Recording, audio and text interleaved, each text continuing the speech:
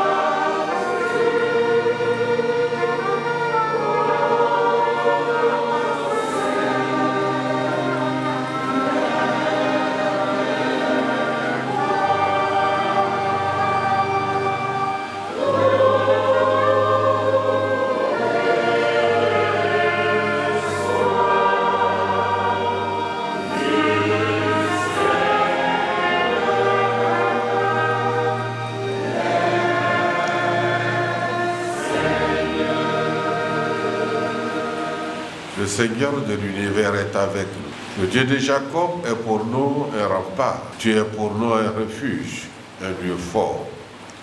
Un secours toujours offert dans la détresse. Nous serons sans crainte si la terre est secouée, si les montagnes s'effondrent au creux de la mer.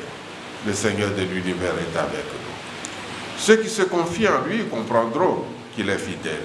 Ceux qui restent dans l'amour demeureront auprès de lui. Saint du Seigneur, adorez-le. Rien ne manque à ceux qui l'adorent. Amen. Amen. Veuillez vous lever et magnifions le Seigneur. Exaltons tous ensemble son merveilleux nom en chantant au cantique numéro 46 de notre cœur, gloire à Dieu.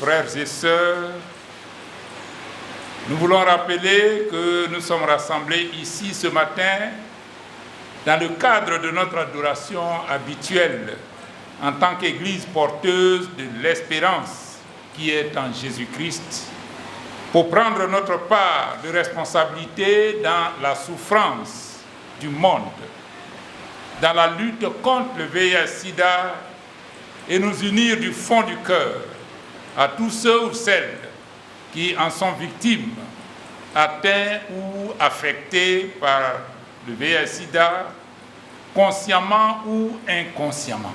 Parce que le VIH-Sida s'incruste dans le sang et s'attaque à la vie, le virus du sida est un ennemi contre la vie qui nous vient de Dieu.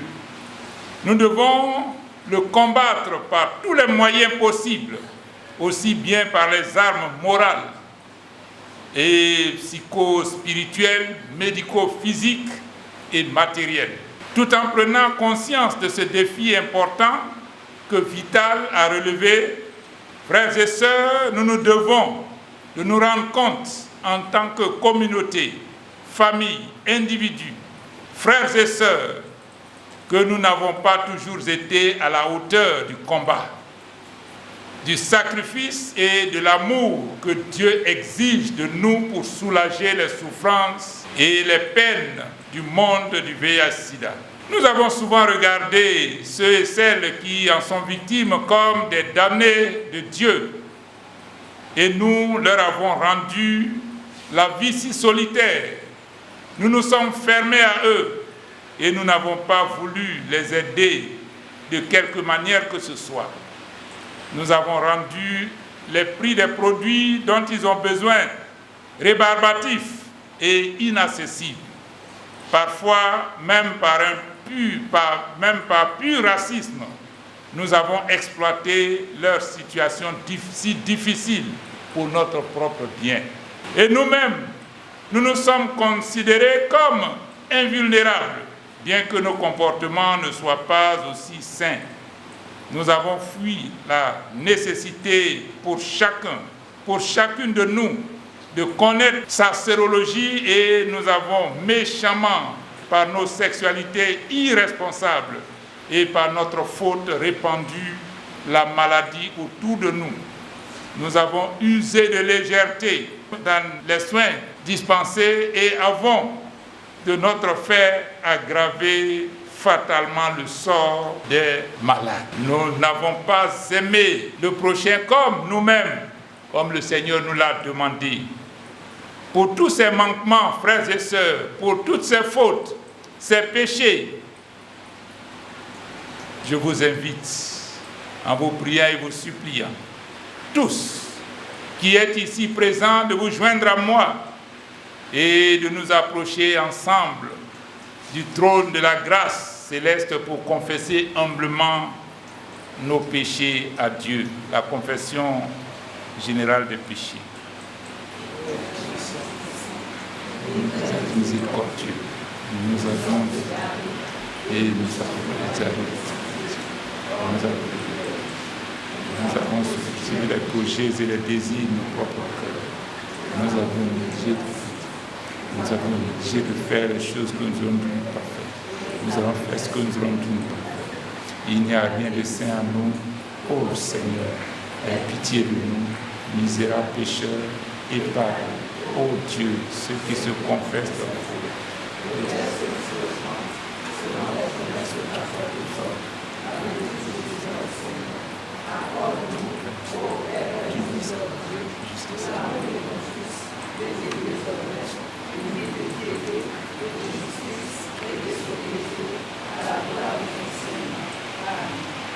Nous prions. Seigneur Dieu, Créateur de l'univers et des hommes, nous voici à tes pieds en ce jour de solidarité avec les souffrants de VIH-Sida pour te confesser nos manquements divers, daigne écouter nos balbutiements et nous faire la grâce par le sang de ton Fils Jésus-Christ de pardonner nos inconduites et nos péchés. Seigneur, pardonne-nous nos préjugés, nos jugements hâtifs, nos rejets, nos manques d'amour envers nos frères et sœurs malades du sida.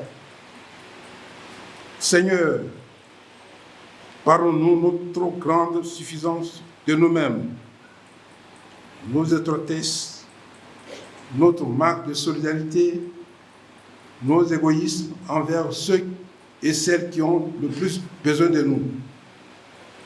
Seigneur, pardonne-nous nos comportements et nos actes à risque, nos débauches sexuelles, nos égarements dans le chemin sans issue de ce monde. Seigneur, pardonne-nous nos indifférences, nos fuites de responsabilité, nos légèretés, nos lâchetés devant la gravité du sida. Seigneur, pardonne-nous notre méchanceté. Seigneur, pardonne-nous nos combats malheureusement fratricides autour de la recherche du médicament contre le sida. Oui, Seigneur, pardonne-nous. et aide-nous à comprendre que le sida nous concerne tous à un même niveau afin que nous tous, séronégatifs, tout comme séropositifs, recevions de toi la force de la vie et l'amour qui nous unissent de cœur et d'esprit contre le virus qui menace nos vies. Merci Seigneur pour tout ton amour indéfectible et ton pardon dans le sang de Jésus-Christ. Amen. Disons le Notre Père.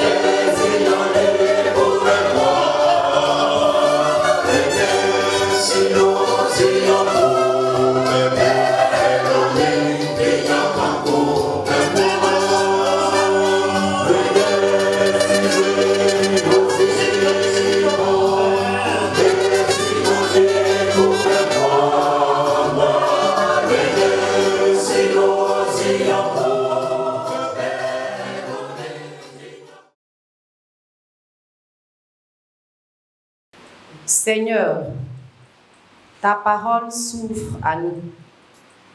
Donne-nous ton esprit, afin que cette parole nous ouvre à ton amour et qu'elle nous invite à te suivre. Par Jésus-Christ, notre Seigneur. Amen. Dimanche 6 décembre, le lectionnaire des prédicateurs de l'Église méthodiste unie Côte d'Ivoire nous propose la lecture de 3 textes. Lecture de l'Ancien Testament tirée de Josué chapitre 2, du verset 1 au verset 14. Josué, fils de Nun, fit partie secrètement de Sittim 2 espions en leur disant: allez examiner le pays, et en particulier Jéricho. Ils partirent et ils arrivèrent dans la maison d'une prostituée qui se nommait Rahab, et ils y couchèrent. On dit au roi de Jéricho: voici, des hommes d'entre les enfants d'Israël sont arrivés ici cette nuit pour explorer le pays. Le roi de Jéricho envoya dire à Rahab: fais sortir les hommes qui sont venus chez toi, qui sont entrés dans ta maison, car c'est pour explorer tout le pays qu'ils sont venus. La femme prit les 2 hommes et les cacha. Et elle dit: il est vrai que ces hommes sont arrivés chez moi, mais je ne savais pas d'où ils étaient. Et comme la porte a dû se fermer de nuit, ces hommes sont sortis. J'ignore où ils sont allés. Hâtez-vous de les poursuivre et vous les atteindrez. Elle les avait fait monter sur le toit et les avait cachés sous des tiges de lin qu'elle avait arrangées sur le toit. Ces gens les poursuivirent par le chemin qui mène au gué du Jourdain. Et l'on ferma la porte après qu'ils furent sortis. Avant que les espions se couchassent, Rahab monta vers eux sur le toit et leur dit: L'Éternel, je le sais, vous a donné ce pays.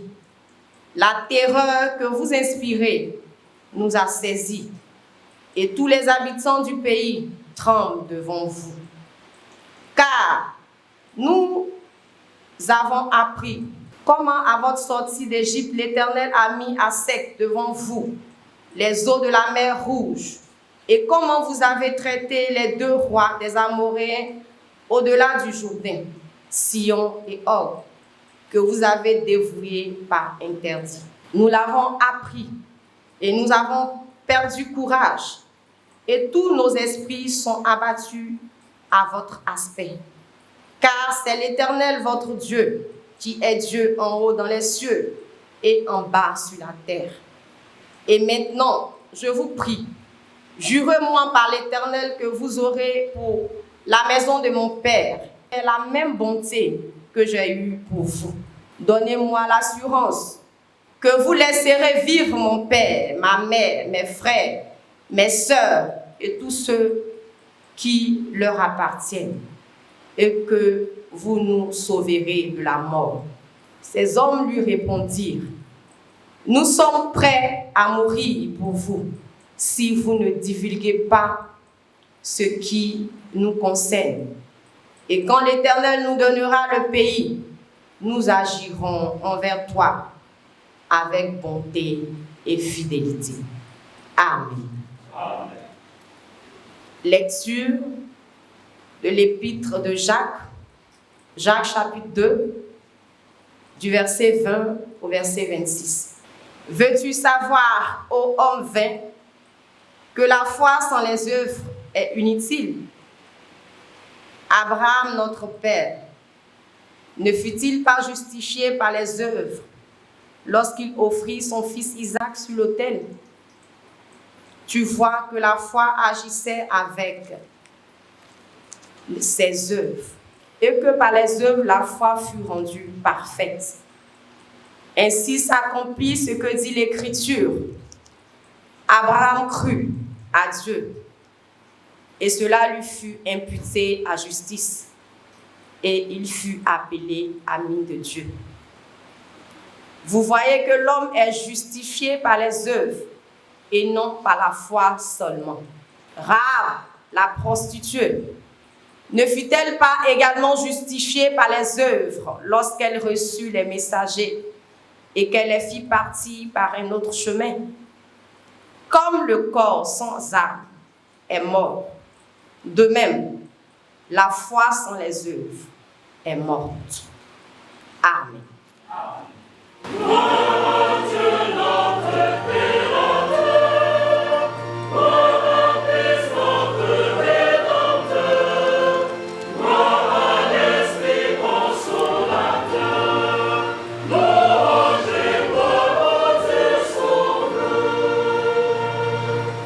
Notre dernier texte se trouve dans l'évangile de Jésus-Christ selon Luc, chapitre 7, versets 36 à 50. Un pharisien pria Jésus de manger avec lui. Jésus entra dans la maison du pharisien et se mit à table.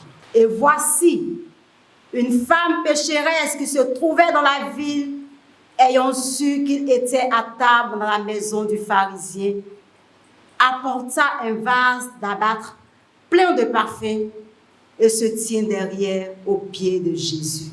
Elle pleurait et bientôt elle lui mouilla les pieds de ses larmes, puis les essuya avec ses cheveux, les baisa et les oignit de parfum. Le pharisien qui l'avait invité, voyant cela, dit en lui-même, si cet homme était prophète, il connaîtrait qui et de quelle espèce est la femme qui le touche. Il connaîtrait que c'est une pécheresse. Jésus prit la parole et lui dit, Simon, j'ai quelque chose à te dire. Maître, parle, répondit-il. Un créancier avait 2 débiteurs. L'un devait 500 deniers et l'autre 50. Comme il n'avait pas de quoi payer, il leur remit à tous 2 leurs dettes. Lequel l'aimerait le plus? Simon répondit, celui que je pense, lequel il a le plus remis. Jésus lui dit, tu as bien jugé. Puis il se retourna vers la femme. Il dit à Simon, vois-tu cette femme? Je suis entré dans ta maison et tu ne m'as point donné de l'eau pour laver mes pieds. Mais elle les a mouillés de ses larmes et les a essuyés avec ses cheveux. Tu ne m'as point donné de baiser, mais elle, depuis que je suis entrée, elle n'a point cessé de me baiser les pieds. Tu ne m'as point versé d'huile sur ma tête, mais elle a versé du parfum sur mes pieds. C'est pourquoi, je te le dis, ses nombreux péchés ont été pardonnés, car elle a beaucoup aimé. Mais celui à qui on pardonne peu, aime peu. Et il dit à la femme, tes péchés sont pardonnés. Ceux qui étaient à table avec lui s'est mis à dire en eux-mêmes, qui est celui-ci qui pardonne même les péchés? Mais Jésus dit à la femme, ta foi t'a sauvée, va en paix. Amen. Amen. À qui irions-nous, Seigneur? Tu as les paroles de la vie. Amen. Amen. Amen.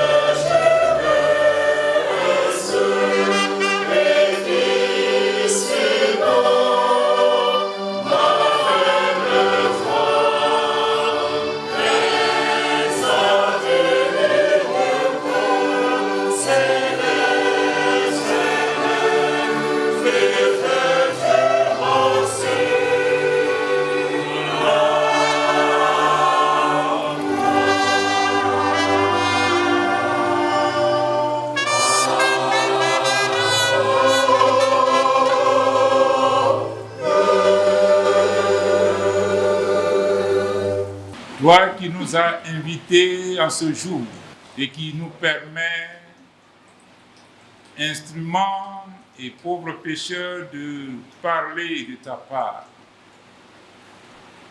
Seigneur, utilise toi-même notre personne et parle à ton peuple. Parle à nous tous, afin qu'ainsi nous puissions vivre selon ta volonté et accomplir la mission que tu as confiée à chacun de nous et à ton Église. Qu'il nous soit fait ainsi au nom et pour l'amour de Jésus. Amen. Amen. Je voudrais, frères et sœurs, ce matin, vous saluer tous. Au premier chef, le bishop Benjamin Boni. Lui qui, depuis son élection de président en 1998, une brève historique, au début, la lutte contre le sida était logée dans l'hôpital méthodiste, je dirais aujourd'hui uni de Dabou, où il a servi comme aumônier. Ayant vu les réalités, dès qu'il avait été élu, je me rappelle bien, dans cette salle qu'aujourd'hui on appelle basilique du CSP à Dabou, nous a réunis pour que la lutte s'étende dans toute l'Église. Et c'est à ce niveau-là déjà que le départ pour la création d'un département était né. Il a été encore le premier à prendre en charge 10 OEV, enfants orphelins rendus vulnérables du fait du VIH-Sida. Je n'aimerais pas vous embarrasser, connaissant votre humilité, vous appeler donateur, mais je dirais partenaire. C'est à partir de ce temps-là que les partenaires que vous êtes, vous avez suivi ce mouvement.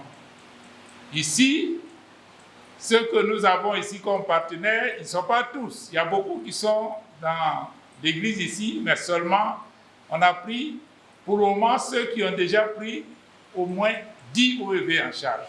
C'est là que c'est parti. C'est pour cela que nous avons, j'allais dire, un échantillon sur le nombre total. Je voudrais vous dire merci vous tous qui avez fait le déplacement jusqu'ici.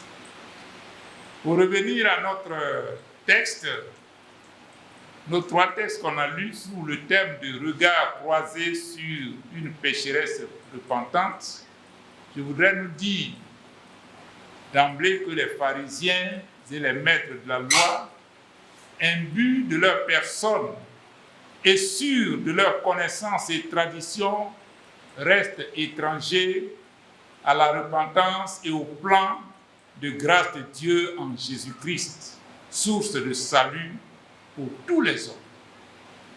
Leur incrédulité, leur insensibilité les font vivre dans la confusion totale. Simon, un pharisien dans notre texte qui a eu l'honneur de recevoir à sa table Jésus-Christ, le Rabbi céleste, dans tout le pays, ne peut accepter que celui-ci se laisse toucher par une pécheresse. Il se scandalise que Jésus lui parle et lui pardonne ses nombreux péchés. Quels sont, mon frère, ma sœur qui m'écoute, quelles sont tes convictions et tes réflexions qui ne correspondent pas à la pensée de Dieu, tels nos regards sur nos sœurs et nos frères infectés ou affectés du VIH-Sida.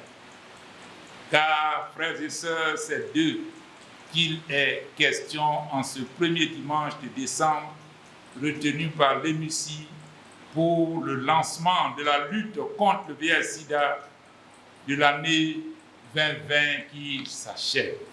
Rappelons que ce lancement qui suit le lancement au niveau mondial et au niveau national, s'inscrit de fort belle manière dans les 16 jours de la lutte au niveau mondial contre les violences faites aux femmes, qui a débuté depuis le 26 novembre dernier.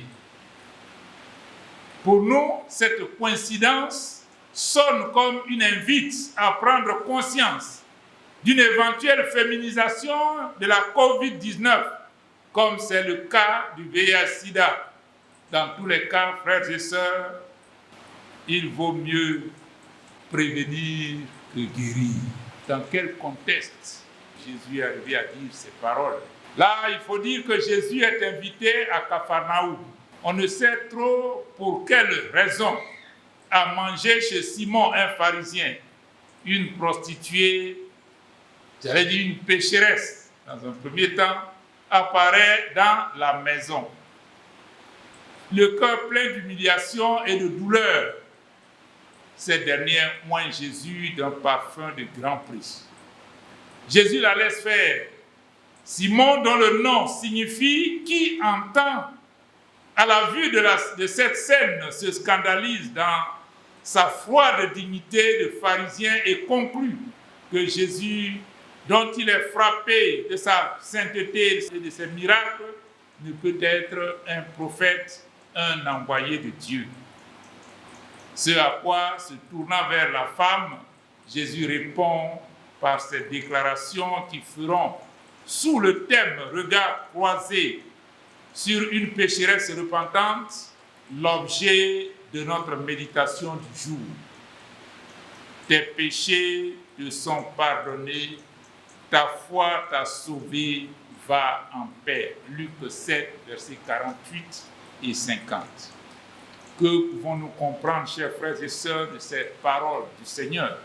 Disons là que notre session, la pécheresse pardonnée, est une instruction sur l'amour de Jésus et sur la mission terrestre de Jésus sous forme de parabole. Elle parle d'un entretien de Jésus avec son hôte Simon sur le péché, le pardon et l'amour du pécheur.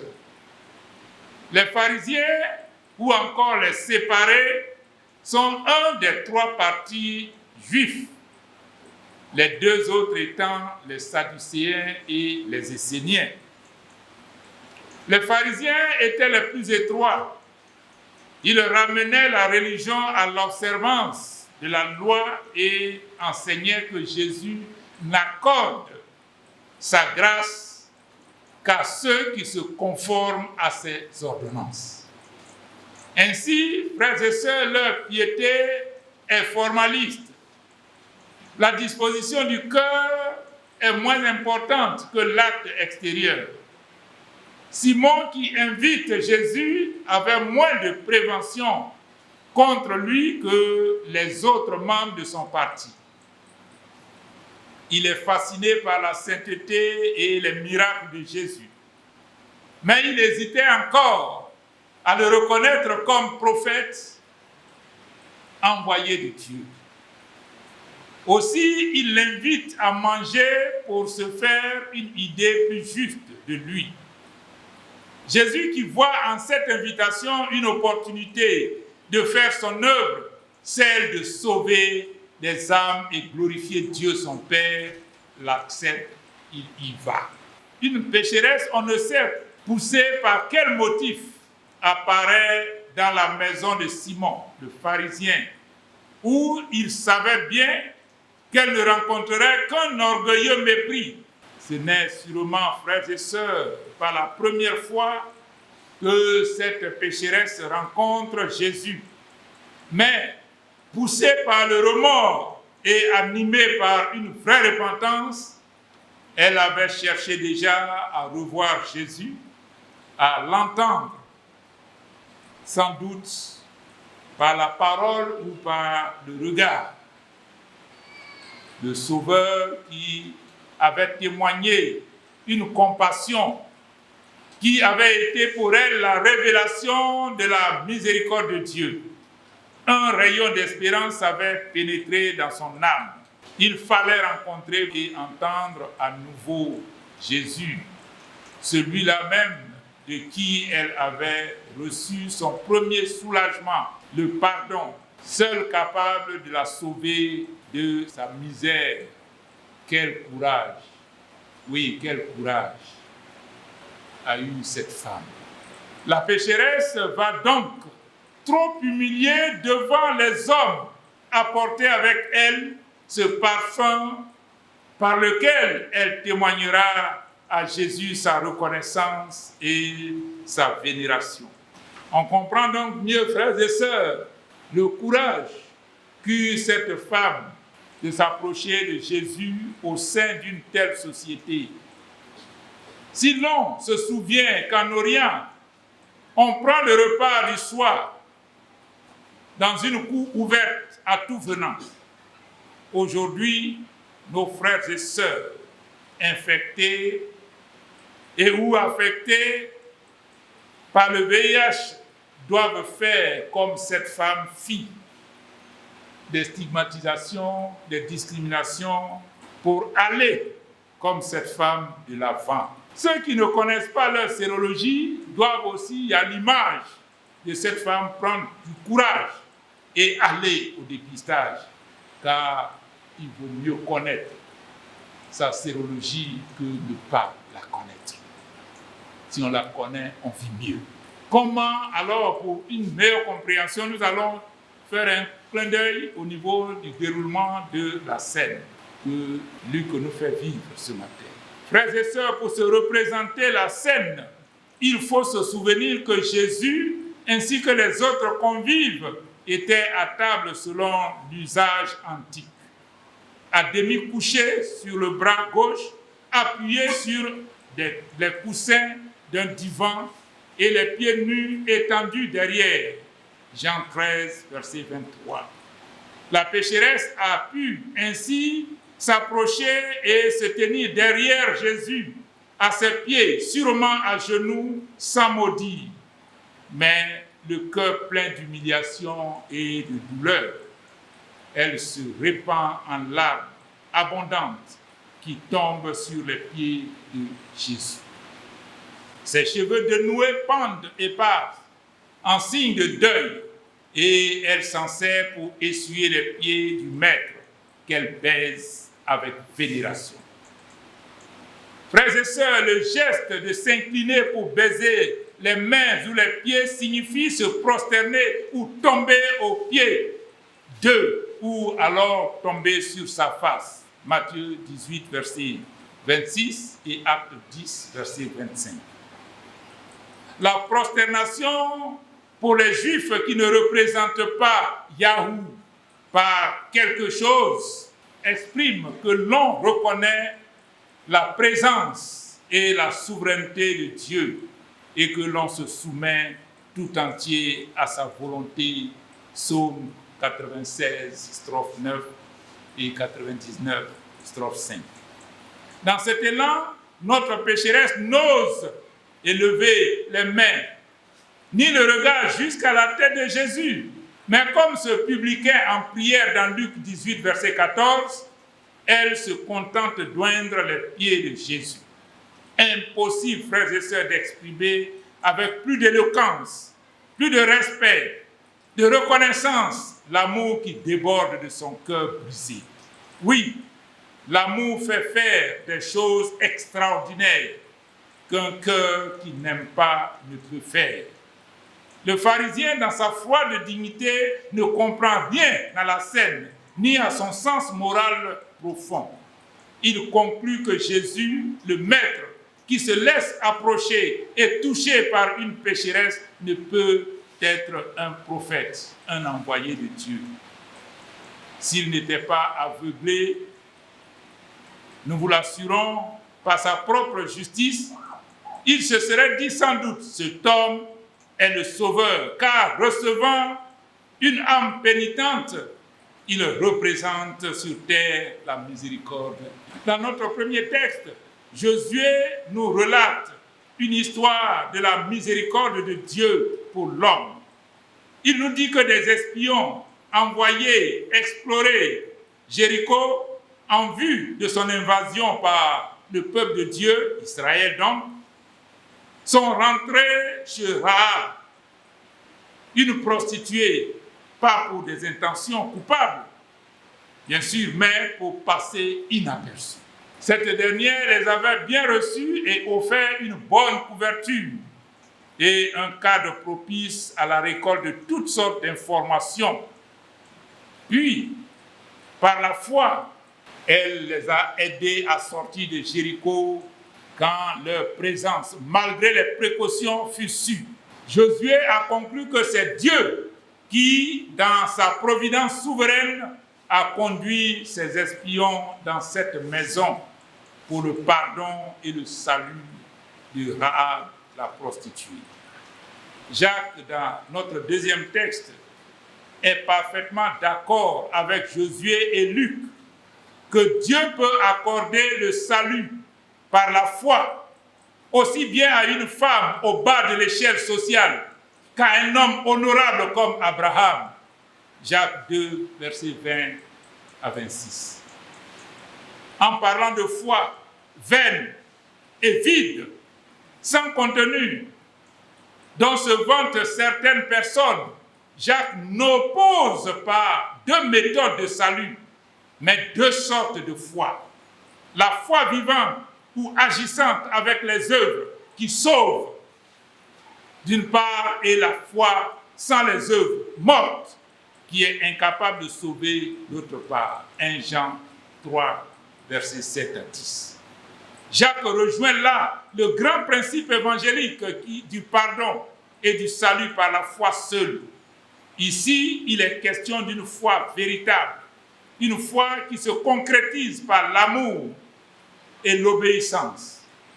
Toute chose qui l'illustre avec les exemples d'Abraham qu'on a lus et l'exemple de Rahab, ces deux personnes qui ont fait preuve de foi agissante.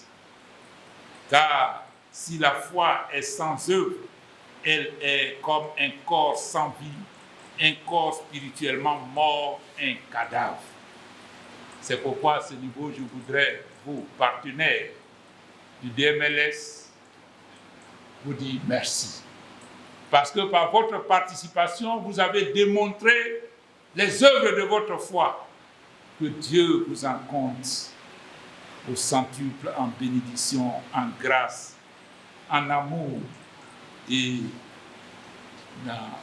fasse réussir toutes vos entreprises pour que vous ayez davantage pour pouvoir penser encore à vos frères et vos sœurs qui sont dans la misère. Simon, lui, sur la base de sa propre justice, a un regard tout autre. Il méprise profondément et blâme lourdement la femme. Si cet homme était prophète, il connaîtrait qui et de quelle espèce est la femme qui le touche. Il connaîtrait que c'est une pécheresse. Luc 7, verset 39. Nos regards, frères et sœurs, sur notre prochain, nos frères, nos sœurs autour de nous, sont aussi plus graves que celui de ce pharisien orgueilleux. Comme Simon, le pharisien, nous avons traité ceux et celles qui sont infectés ou affectés de plus grands pécheurs, de pécheresses. Nous les avons stigmatisés et discriminés. Dans certaines communautés religieuses, dès le début, bien sûr, de la pandémie, dès que la sérologie de leurs frères et sœurs est connue, ils se refusaient de s'asseoir sur le même banc qu'eux. On les regardait ainsi comme des pestiférés, des damnés de Dieu. Nous leur avons rendu la vie si solitaire. Nous nous sommes fermés à eux et nous n'avons pas voulu les aider de quelque manière que ce soit. Parfois, dans certains pays, les victimes du VIH-Sida sont par pur racisme inégalement traitées. Leur situation est difficile. Nous les avons exploités pour notre propre bien. Nous nous sommes considérés comme des invulnérables, bien que nos comportements ne soient pas sains. C'est à tous ces jugements que Jésus répond par la parabole bien adaptée du créancier qu'il prend soin d'expliquer. Le débiteur qui doit plus, c'est la femme pécheresse. Et celui qui doit le moins, c'est Simon le pharisien. Les deux n'ont de quoi payer leurs dettes, c'est-à-dire leurs péchés. Ceux-là, ces dettes, ces péchés, frères et sœurs, ce sont aussi nos péchés à nous. Et nous sommes tous, comme eux, insolvables. Comme eux, notre unique ressource. Le pécheur condamné, c'est Jésus-Christ. Il nous fait grâce en nous remettant nos dettes, c'est-à-dire nos péchés. La générosité du créancier, bien sûr, Dieu, produit la reconnaissance. Le pardon produit l'amour. Et cela en proportion de la grandeur du pardon, d'où l'expression de 1 Jean 4, verset 19. Nous l'aimons parce qu'il nous a aimés le premier. Aussi, le tu as bien jugé. Ou dans d'autres versions, tu as droitement jugé. De la réplique de Jésus à la réponse de Simon est ironique. Parce que sa réponse le condamne lui-même. De même, nos regards de mépris, nos regards de rejet, de condamnation des personnes vivant avec le VIH, nous condamnent nous-mêmes. Mais Dieu, l'offensé, dit le créancier ici, dans notre texte, est celui qui pardonne par amour du pécheur, c'est-à-dire le débiteur ici, et qui prend soin de lui. En Jésus, Dieu fait honneur à Simon, le pharisien, en entrant dans sa maison, chose que celui-ci, à 3 égards, n'a pas su rendre à Jésus. Il a manqué aux bienveillances et aux respectueuses intentions à l'inviter dans sa maison qu'on tient à honorer. Dans les temps anciens, on lui lave les pieds par un esclave, Genèse 18, verset 4. Ensuite, par un baiser d'amour, d'affection, on lui souhaite la bienvenue, la traditionnelle akwa de chez nous. Et enfin, on le oint d'une huile parfumée. Tous ces signes de bon accueil, la pécheresse étrangère à la maison, l'a faite à Jésus avec ses larmes, baiser avec humilité et amour les pieds de Jésus, et enfin oint ses pieds avec du parfum de grand prix. C'est là, frères et sœurs, la différence de l'amour qui les anime l'un et l'autre pour Jésus. Simon, par rapport à la pécheresse, a aimé très peu. Il n'est pas encore réconcilié avec Dieu pour avoir l'assurance du pardon. Il a besoin de se repentir et demander pardon et l'obtenir. Que retenir de ce qui vient d'être dit? Frères et sœurs, nous retenons de ce qui précède. Que tous ceux qui s'intéressent à Jésus ne l'aiment pas toujours. Ils ne partagent pas toujours les mêmes regards, surtout sur le pécheur. Les appréhensions méprisantes et l'accueil mitigé que Simon, le pharisien, accorde à Jésus sont la preuve qu'il n'est pas une personne sauvée qui aime ici Jésus. Luc 5, verset 29. Il méprise et hait la pécheresse. Pour lui, le péché est contagieux. Et le pécheur ne doit ni s'approcher, ni parler à un prophète, à un envoyé de Dieu. Aujourd'hui, beaucoup comme Simon ne peuvent pas accepter manger, boire dans les mêmes gobelets, dormir dans le même lit qu'une personne vivant avec le VIH. Ils pensent que les personnes vivant avec le VIH sont des pécheurs et qu'ils n'auront de pardon et de salut. Ce qui n'est pas le regard de Jésus sur le pécheur. Jésus, lui, hait le péché, mais il aime le pécheur. Il déclare être venu pour appeler à la repentance et au salut de pécheurs. Matthieu 9, 13 et 1 Timothée 1, verset 15. Aussi, frères et sœurs, Jésus pardonne les nombreux péchés et accorde le salut à la femme prostituée qui s'est invitée chez Simon, sachant qu'elle n'y sera pas la bienvenue, seulement elle y est pour rencontrer Jésus, avec son parfum de grand prix et son cœur. Psaume 51, strophe 19. Sans pouvoir regarder Jésus en face, Notre pécheresse s'est humiliée à ses pieds, a transformé ses cheveux en serviettes pour essuyer les pieds mouillés par ses larmes de contrition. Que conclure? Tes péchés sont pardonnés. Verset 48. Ta foi t'a sauvé, va en paix. Verset 50. Bien-aimé, il n'y a pas de péché que Jésus ne puisse pardonner. Pas de vie détruite que Jésus ne puisse réparer. Il faut seulement que nous allions à lui avec un cœur sincère et repentant. Beaucoup d'hommes ont déjà expérimenté la grâce et le pardon de Jésus-Christ. Ils sont aujourd'hui ses fidèles serviteurs. Qu'en est-il de toi, mon frère, ma soeur qui m'écoute? Qu'en est-il de toi? Va, toi aussi, avec ton cœur contrit, recevoir le pardon de Jésus, sa vie pour être capable d'aimer, oui, pour être capable de beaucoup aimer et avoir le même regard que Jésus sur ton prochain, surtout sur ton prochain dans les besoins. Amen. Amen. Méditons ces paroles que nous venons d'entendre.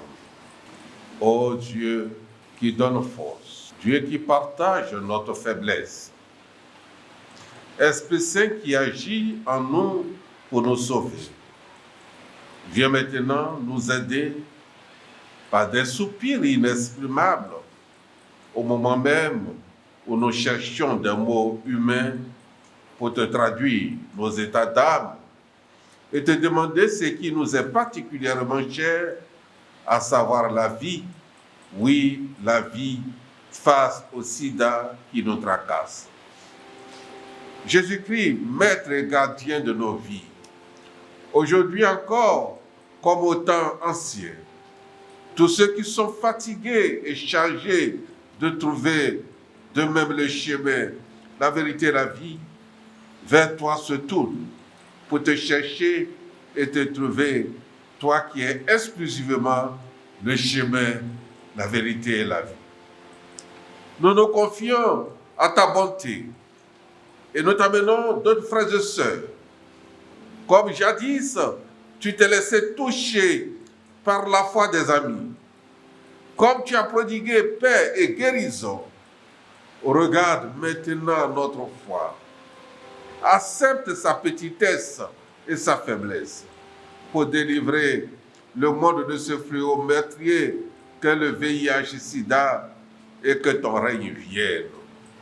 Nous nous nommons des êtres humains accablés de souffrance.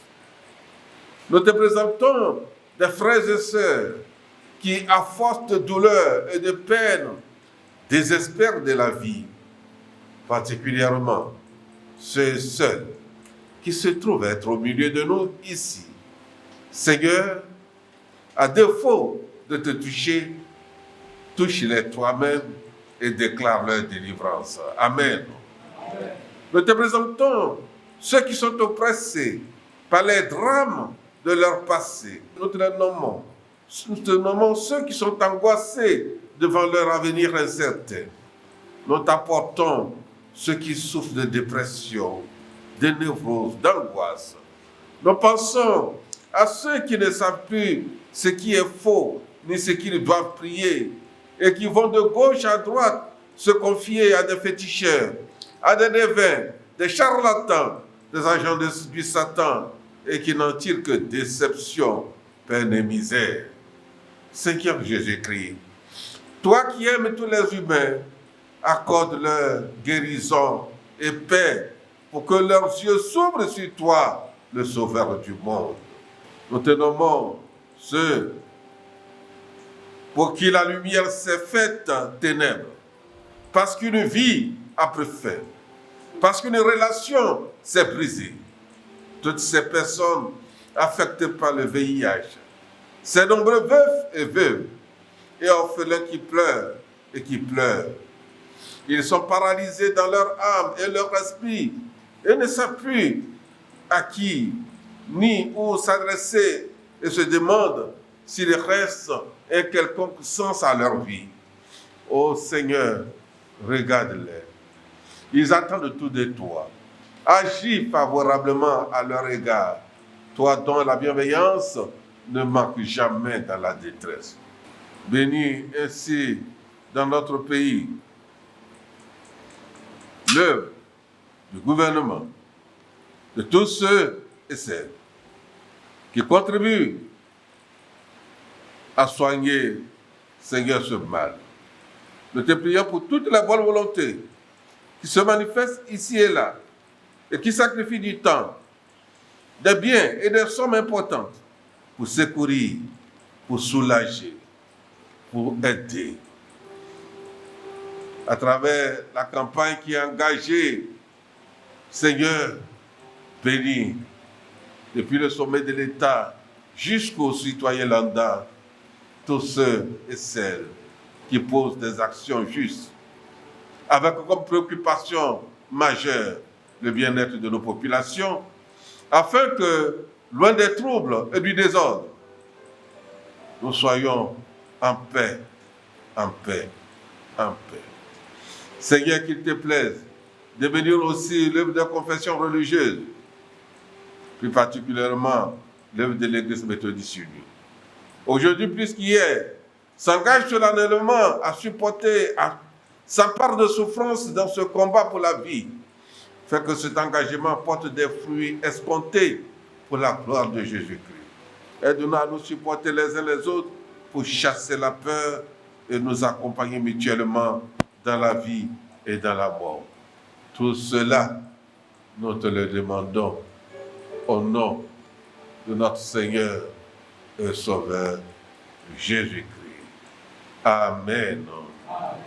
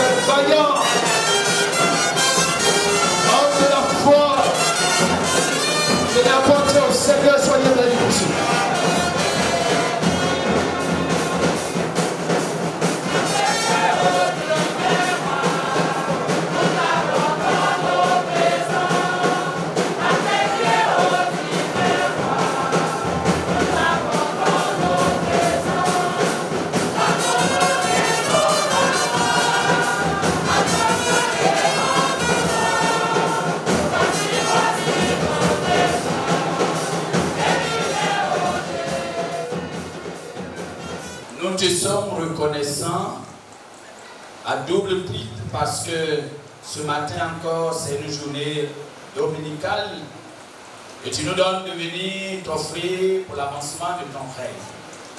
C'est aussi une journée spéciale au cours de laquelle tu nous appelles, notre Dieu, à manifester notre amour à l'endroit de nos frères et sœurs en souffrance. Merci pour tout ce que tu fais. Merci pour la bénédiction que tu apportes à chacun et chacune de nous et surtout pour la bonne utilisation de ces fonds pour la gloire de ton nom au siècle des siècles. Amen.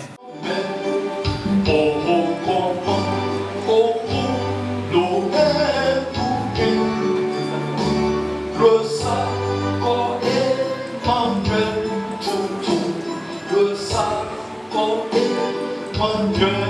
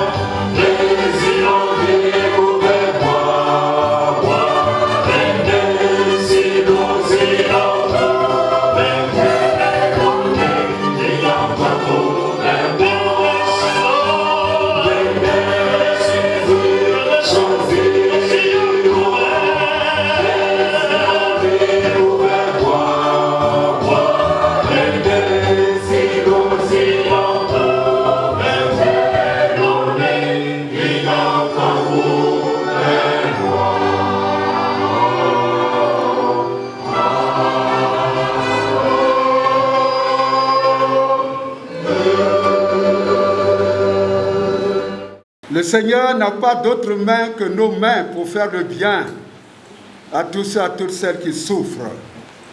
Le Seigneur n'a pas d'autres yeux que nos yeux pour regarder avec bienveillance.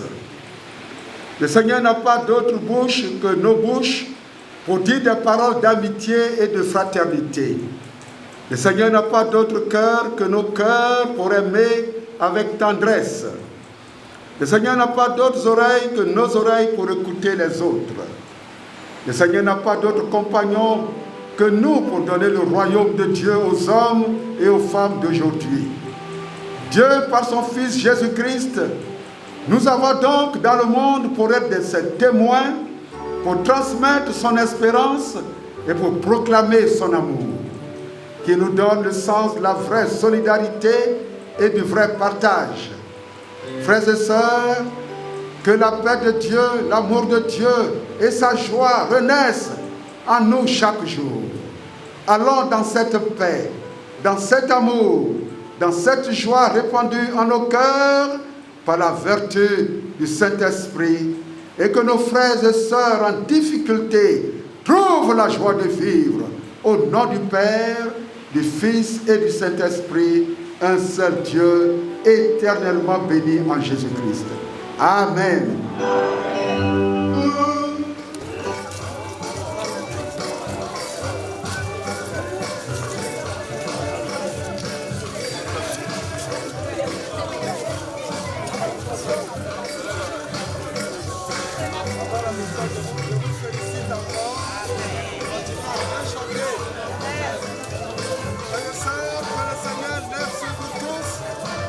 C'est votre famille, c'est votre église, c'est votre village, vos milieux de vie, sa main qui fortifie, sa main qui garde, sa main qui rend victorieux dans la puissance de cet